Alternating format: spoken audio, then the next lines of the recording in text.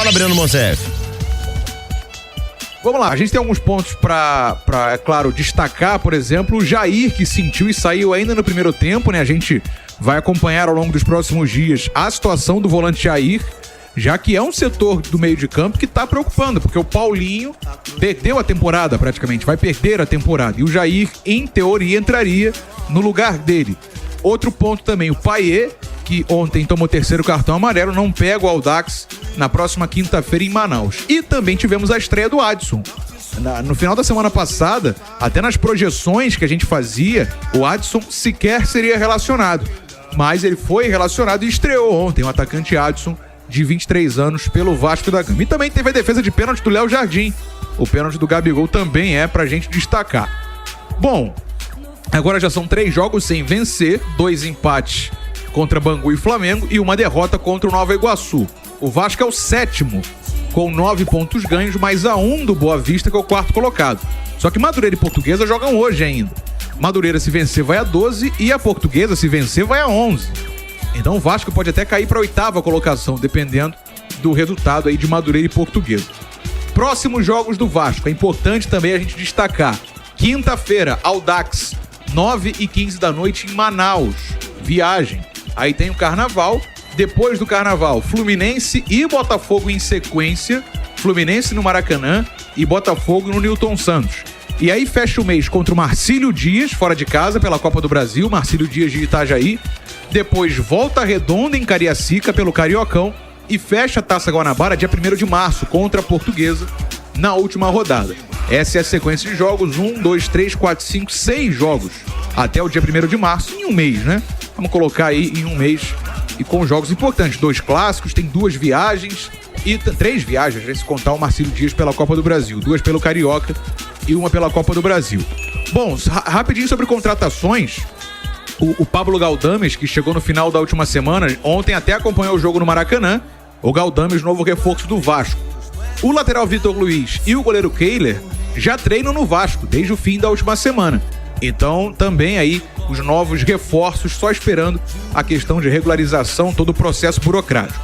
De ontem para hoje, outros 2 nomes apareceram fortes no noticiário. Os atacantes Breno Lopes, do Palmeiras, informação inicial do Matheus Gilberti no Twitter, e também do atacante Pedro Henrique, do Internacional. 2 atacantes que o Vasco está, com os quais o Vasco está negociando também, o Breno Lopes e o Pedro Henrique. Sobre o meia Juan Esforça, a gente lembra de novo, só no fim do pré-olímpico no próximo dia 11. Portanto, mesmo com o clássico ontem à noite, informações também importantes aí sobre negociações. Alexandre Matos segue trabalhando para reforçar o Vasco nesse início de temporada. Meu parceiro Bruno Azevedo. Tá certo. Vamos esmiuçar aqui essa questão dos reforços. O Galdames está à disposição. Ontem foi ao Maracanã, assistiu o clássico.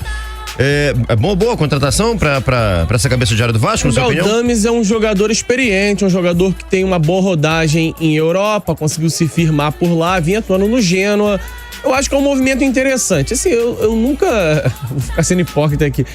Se eu disser que eu acompanho a carreira do Galdames, é brincadeira. A gente vai buscar informação sobre o jogador, procurar entender como ele pode ajudar. Eu acho que o Vasco precisa desse jogador para ser um volante de boa saída, e ele é um cara extremamente experiente, ao contrário do Sforza, que o Vasco tá acertando também, mas é um jogador bem jovem, tanto que tá jogando o pré-olímpico. Eu acho que é uma movimentação que vale a pena.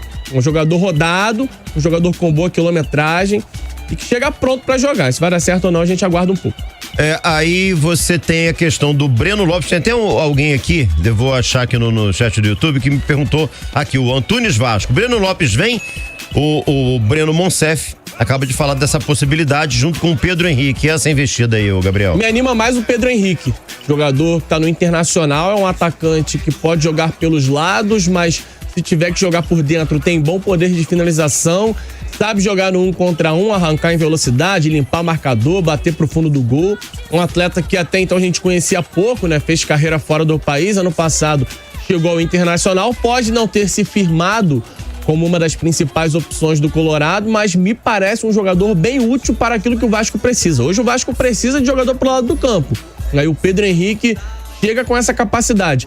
E ele supera nomes, por exemplo, como Rossi, Adson, David, quando o assunto é finalização. Porque, infelizmente, né, Azevedo, a gente entrou num caminho no futebol brasileiro em que ou o cara é atacante de lado e é driblador e veloz, ou o cara é finalizador. Você não consegue encontrar muito jogador que reúna as duas características. E o Pedro Henrique reúne. Não é nenhum craque, né? Não tô aqui dizendo que vai ser um cara que vai mudar a cara do Vasco, mas fatalmente o Vasco precisa desse tipo de jogador. E ele me anima até mais do que o Breno Lopes, que tem essa característica parecida. O Breno pode jogar pelo lado, pode jogar por dentro. Tem um gol de título de Libertadores no currículo, isso é muito pesado. Mas o Breno Lopes não é um jogador que me chama tanto a atenção. Pra chegar, compor o elenco, tentar disputar espaço, vale a pena de repente. Mas eu acho que o Vasco já tem esse tipo de jogador. Já buscou o David, já tem o Rossi. O Vasco tá buscando o Pedro Henrique, que eu acho que é de um perfil parecido. Não sei se o Vasco vai em só um, se vai nos dois de fato. Mas o nome do Pedro Henrique me chama mais atenção do que o do Breno Lopes. E por fim, você acha que essas contratações, as que estão perto de acontecer, o esforço aqui daqui a pouco tá chegando, essas contratações suprem as carências que o Vasco tem ou precisa de mais alguma coisa? O Vasco vai contratar para setores que ele realmente precisa. Volante, atacante de lado. Não sei se esses jogadores têm o peso que eu gostaria de repente. Eu gostaria de ver o Vasco trazendo um cara mais pesado pro lado do campo. Um cara que mexesse um pouco mais no mercado. Não que o Adson não seja uma boa contratação, não que o Pedro Henrique não seja um bom nome, não que o Galdames não seja um bom nome para jogar de volante, que o Sforza não seja uma boa aposta. Mas eu imaginava que o Vasco fosse contratar um outro nome. Não vou dizer do peso, do tamanho do Paê, mas um cara que mexesse um pouco com o sentimento do torcedor, aquele cara que mexe com o mercado e que você toma um baque quando ele chega na sua equipe. Um movimento como o Botafogo fez atrás do Luiz Henrique, como o Flamengo fez atrás do De La Cruz, como o Fluminense fez atrás do Douglas Costa. Não tô dizendo que esses jogadores seriam exemplos exatos daquilo que o Vasco precisa, mas pelo menos um jogador que chegasse com um pouco mais de peso. Mas ainda assim o Vasco precisa de jogadores nesses setores. E isso o Vasco tá fazendo agora com essas movimentações. Pelo menos para um primeiro estágio da temporada, parece que o elenco vai ficar um pouquinho mais encorpado. Eu acho que o salto que fica é meio esquisito pros dois lados, né? Porque o Vasco, o resultado foi ruim. É resultado péssimo. Terceira partida sem vitória no estadual, ainda fora do G4. Por outro lado, o Vasco teve uma demonstração de força, de organização. Conseguiu equilibrar o jogo, em vários momentos esteve perto de marcar também, teve bola... Aliás, se não fosse um cara chamado Léo Pereira, pois irmão. assim, aquele lance dele no primeiro tempo é algo absurdo que eu vi poucas vezes no futebol, porque o jogador salvar uma bola em cima da linha, quando ele está posicionado de frente pra jogada, acontece muito, o cara se posiciona e salva. Agora, ele tá de frente pro gol, se ele erra o movimento ali, irmão, ele faz o gol contra. E ele salvou de uma maneira espetacular, uma bola bem difícil que só comprova a grande fase do Léo Pereira. E outra coisa, né? Ele deu um voleio e se ele marca o gol, seria um gol de placa. Tá falando de um zagueiro, em tese, deveria ser comum, né? E que teve um papel decisivo. Isso só comprova que o Vasco conseguiu, em vários momentos, se incomodar, criar e chegar muito perto do gol. Eu acho até que no lance do primeiro tempo tem um mérito absurdo do Léo Pereira. No do segundo tempo, já achei o Verratti... Tá braba a parada lá pro camisa 9 do Vasco. Aquele lance no segundo tempo, que são 2 seguidos. O primeiro ele claramente perde, né? Ele tem o gol todo aberto, o goleiro já batido, ele chuta em cima do Léo. E aí na sequência o Léo se esforça bastante. O Verratti ainda tem uma segunda chance, pega mal na bola, não vive boa fase.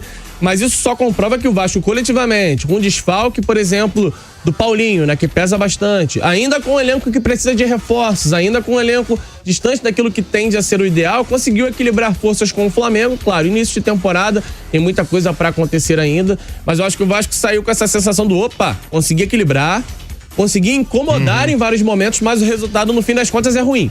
Muita situação aí pra gente poder avaliar na sequência da semana sobre o que esse clássico traz, tanto pra Flamengo quanto pra Vasco. Deixa eu te fazer uma pergunta sobre o clássico de ontem. 0-0. Foi realmente o que a partida levou, enfim, foi o placar que espelha o que foi o clássico? Ou você acha que alguém poderia sair vencedor? Eu acho que no fim das contas a gente fechou com um placar justo. O Vasco teve algumas chances claras, e aí você vai me dizer, chance clara do Vasco, o Flamengo teve tantas chances claras, o Flamengo teve algumas boas oportunidades. O Tite foi cirúrgico, né? Faltou objetividade ao Flamengo. E eu acho que o pênalti em si é uma grande chance, né? Afinal de contas, o Flamengo produziu uma boa chance que terminou em pênalti, foi desperdiçado. O Vasco ficou ali com bola em cima da linha, sendo salva pelo Léo Pereira, bola do Verratti desperdiçada muito próxima do gol. Eu acho que no fim das contas o empate ele traduz bem. O Flamengo ele é mais time, não tem como fugir disso. Sim. O Flamengo ele vai propor mais o jogo, ele vai ter mais controle. Não é à toa que o Ramon diz, fortalece o sistema defensivo na hora de enfrentar um time do porte do Flamengo. Então não tem muito como fugir disso. Eu acho que o Flamengo exerceu maior controle em alguns momentos. O Vasco, de repente, foi mais efetivo do que o Flamengo quando chegava perto da área do adversário. Mas, no fim das contas, ninguém teve a capacidade de botar essa bola no fundo da rede. Eu acho que o empate traduziu mais ou menos o que foi a partida. E o Ramon foi extremamente inteligente, porque ele escala o Vasco com 3 zagueiros, né? O João Vitor, Medel e Léo. Só que quando o Vasco tinha posse de bola, o Medel ficava e o Léo saía pela esquerda, o João pela direita, e principalmente o João Vitor. Que qualidade tem esse cara? O que o David não fez no jogo todo, ele supriu essa carência. O David é mal demais. E o João Vitor saía pro jogo. E aí mudava o esquema tático do Vasco com a bola em andamento, né, cara? Tanto o João Vitor quanto o Léo são zagueiros que possuem características, porque eles possuem bom passe pra quebrar uma linha, pra acionar um ponta, pra acionar o pivô do centroavante. E no caso do Léo, é inteligente você utilizar dessa forma, porque você soltou o Lucas Piton pra não ter aquela responsabilidade de voltar como o cara da primeira linha defensiva. O Piton se transformou quase que num ponta. E o que a gente viu? Várias boas jogadas do Vasco com o Piton se aproximando da linha de fundo. Algo que já acontece quando ele é lateral, mas o lateral tem a obrigação de voltar e fazer a recomposição. E com o Léo ele fica mais à vontade. Com o Léo ele tem a obrigação de voltar. Óbvio, o ponta também volta. Mas ele volta pra compor uma segunda linha. Ele não fica com aquela tensão de, opa, peraí, eu tenho que dar o combate ali o tempo inteiro no ponta do Flamengo. Fica mais solto, é uma arma letal hoje. O Piton, assim, mais uma partida que o Lucas Piton tem um aproveitamento absurdo nos cruzamentos. Tô desafiando aí a gente achar um lateral com a capacidade de cruzamento que o Lucas Piton tem. Então, se o Vasco souber explorar isso, vai ser uma ótima ao longo da temporada. E o Ramon Dias demonstrou que tem, hoje, com as variações dele de sistema tático e com as opções de elenco aumentando, essas chances de trazer o Léo do banco pro time titular, dar uma segurada no Léo, que é um zagueiro que tem boa capacidade com bola no pé, e você deixa o Piton um pouco mais à vontade para chegar no fundo. Acho que foi uma estratégia interessante que funcionou bem.